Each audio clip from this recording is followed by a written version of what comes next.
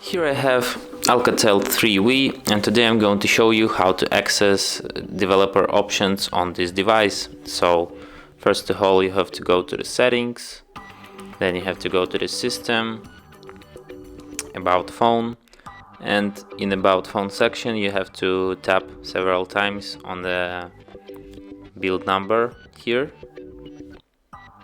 and after you see the message "you are now a developer," you can access developer options here in system.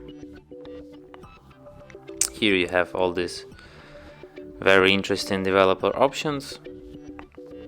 You can also turn it off here by tapping here, and they will disappear from your settings list. And that's it. Thanks for watching. If you find this tutorial useful, don't forget to hit that like button and subscribe to our channel.